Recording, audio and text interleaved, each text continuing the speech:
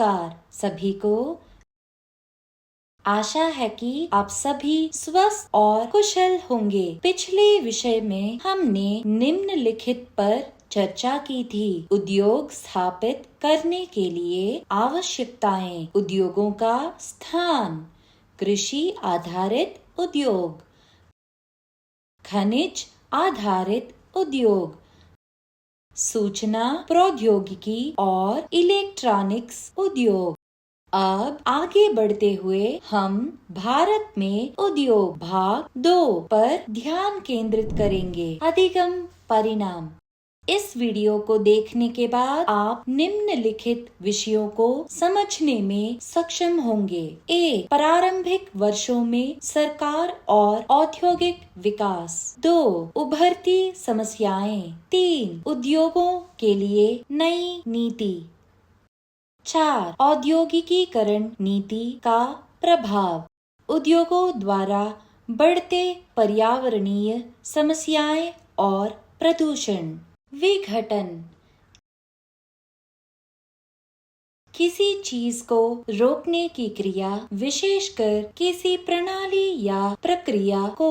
परिकल्पना। भविष्य में किसी चीज की कल्पना करना, खासकर कुछ अच्छा। उद्यमी। एक व्यक्ति जो नया व्यवस्था शुरू करता है। विकृति। गलत जानकारी या भ्रामक छवि प्रस्तुत करने की क्रिया। पहली पहल। लक्ष्य प्राप्ति के लिए नया प्रयास। प्रेरणा। किसी को कुछ करने के लिए प्रोत्साहित करना।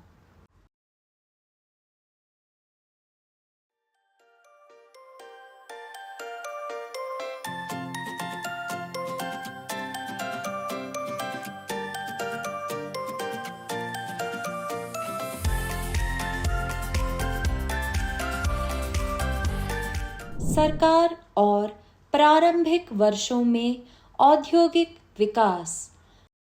भारत में कुछ बड़े कारखाने सरकार द्वारा चलाए जाते हैं और अधिकांश अन्य निजी कंपनियों द्वारा संचालित होते हैं। सरकार और निजी उद्योगपतियों द्वारा चलाए गए उद्योगों का अस्तित्व भारतीय संसद द्वारा निर्धारित नीति के कारण उत्पन्न हुआ है। कई उद्योगों की स्थापना मूलभूत वस्तुओं को प्रदान करने के लिए की गई है। मूलभूत वस्त्र उद्योगों को स्थापित करने में अधिक धन की आवश्यकता होती है और इन्हें स्थापित होने में अधिक समय लगता है। निजी औद्योगिक समूह या परिवार ऐसे उद्योगों में निवेश करने के लिए तैयार नहीं थे। इस जिम्मेदारी को उठाने के लिए सरकार को आगे आना पड़ा। इसी प्रकार सरकार बुनियादी ढांचे की गतिविधियों की जिम्मेदारी भी लेती है। सड़कों का निर्माण, परिवहन सेवाओं जैसे रेलवे, सड़क मार्ग, हवाई मार्ग, जल आपूर्ति और गैस, तेल और अन्य पेट्रोलियम उत्पादों का उत्पादन।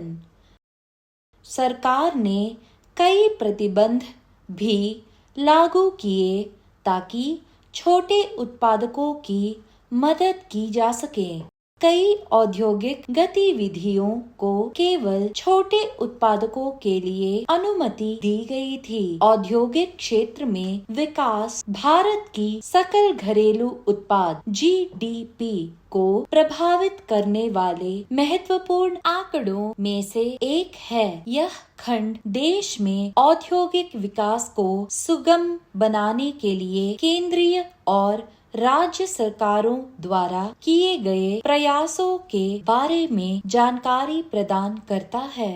उद्योगों की उभरती समस्याएं। भारत में उद्योगों की कुछ उभरती समस्याएं निम्नलिखित हैं। असंतुलित औद्योगिक संरचना जिसमें कम मांग, श्रेणीय एकाग्रता और आत्मनिर्भरता की कमी है।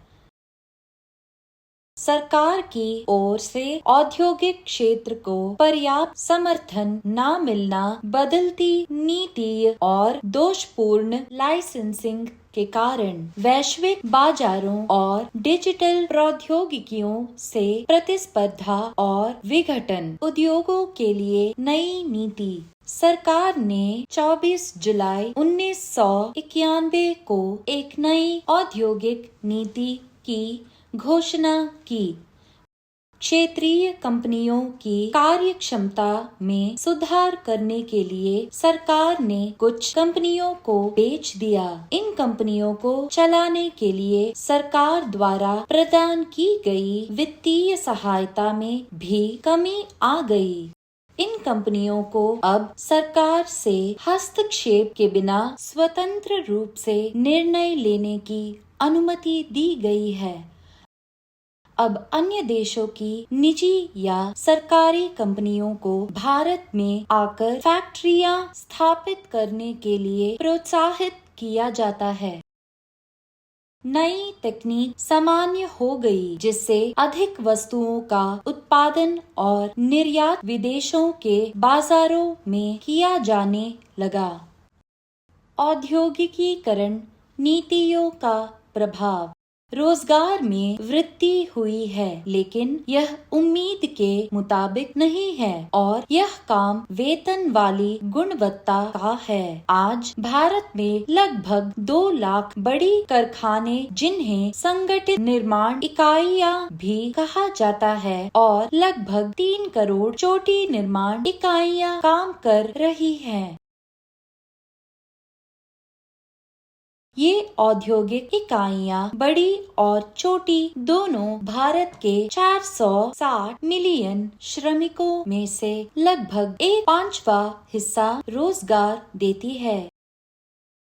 नई नीतियां लागू होने के बाद औद्योगिक विकास में एक महत्वपूर्ण बिंदु यह था कि छोटे उद्योगों की भूमिका घट गई, क्योंकि बड़ी कारखानों के उत्पादन में वृद्धि की। भारत में औद्योगिक नीतियों का एक और महत्वपूर्ण लक्ष्य औद्योगिक गतिविधियों में रोजगार के अवसर उत्पन्न करना था। कारखानों में रोजगार किए गए लोगों की संख्या में वृद्धि को सामान्यतः किसी देश के आर्थिक विकास का एक महत्वपूर्ण संकेतक माना जाता है। भारत में कई कानून बनाए गए थे ताकि उद्योग श्रमिकों को बेहतर वेतन प्रदान करे, कार्यस्थल पर सुरक्षा प्रदान करे और स्वास्थ्य एवं चिकित्सा लाभ सुनिश्चित करे। यह परिकल्पना की गई थी कि अधिक से अधिक उद्योग स्थापित होंगे और अधिकांश श्रमिक समय के साथ बेहतर आय अर्जित करेंगे। भारत की स्वतंत्रता के 7 दशकों बाद भी औद्योगिक क्षेत्र में रोजगार का हिस्सा उतना नहीं बढ़ा है जितना कि उम्मीद की गई थी।